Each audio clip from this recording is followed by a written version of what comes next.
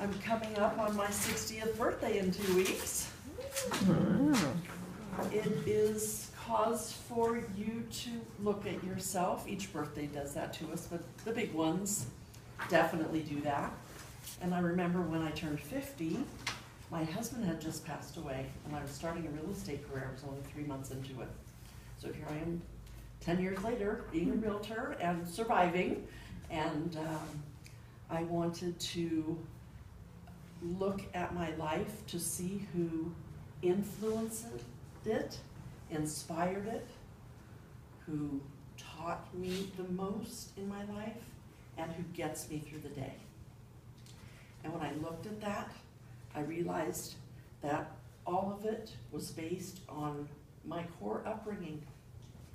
My lovely parents, Barbara and Ron Fogerson, who my mother still lives in Clayton, California. She's 88 years old.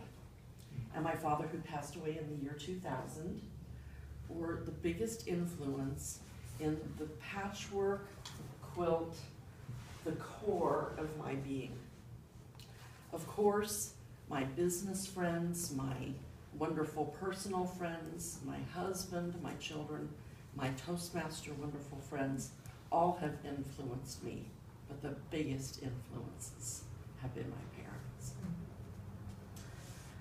My father was a car salesman for 25 years, oh, actually more, almost 30. Ron Fogerson.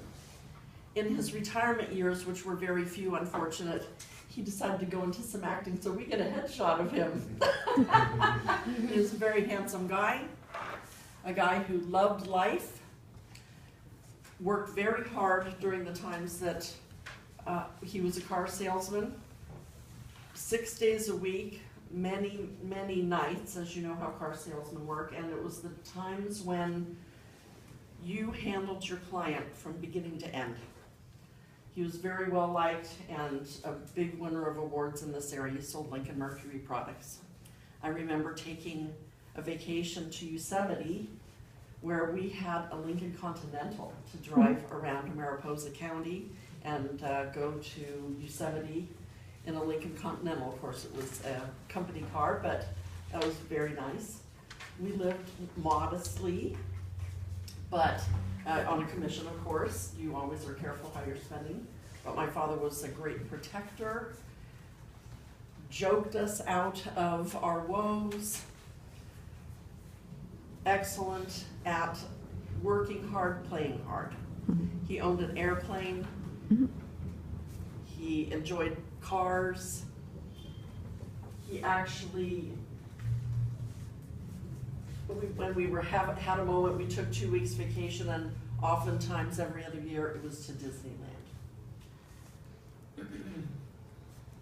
The other side of that coin is my lovely mother, who is still alive, as I mentioned, Barbara Fogerson.